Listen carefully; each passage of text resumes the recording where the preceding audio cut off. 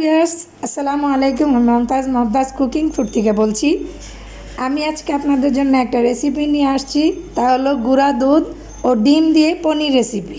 চলুন তাহলে কিভাবে আমি এই পনিরটা তৈরি করে দেখিয়ে দিই। এখানে আমি সাদা গোলমরিচের পাউডার নিয়ে নিচ্ছি পরিমাণ মতো, আর এখানে 5টা ডিম নিয়েছি। আপনারা চাইলে বেশিও নিতে পারেন, কমও নিতে পারেন। আমার যে কয়টা প্রয়োজন তাই আমি নিয়ে নেব। তা আমি এখানে যে ডিমগুলি ভেঙে তারপর নিয়ে নিচ্ছি। এখানে আমি 4টা ডিমই নেব, বেশি নেব না। তারপর আমি কিভাবে এই পনিরটা তৈরি করি চলুন দেখিয়ে দিই।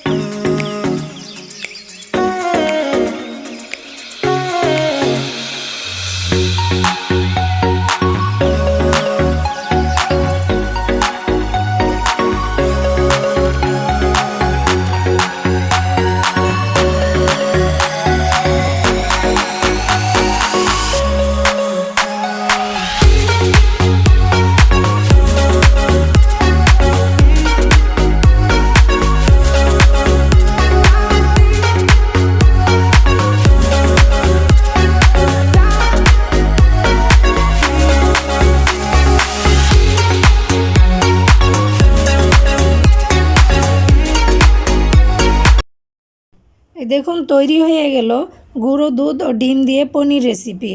আপনারা চাইলে এভাবে এই পনিরটাকে বানিয়ে বিভিন্ন পেঁয়াজ দিয়ে বা সিমের বিচি যে কোনো জিনিস দিয়ে আপনারা রান্না করে খেয়ে ট্রাই করে দেখতে পারেন। আমি এটাকে কি দিয়ে রান্না করব তাও আমি রেসিপি ছেড়ে দেব।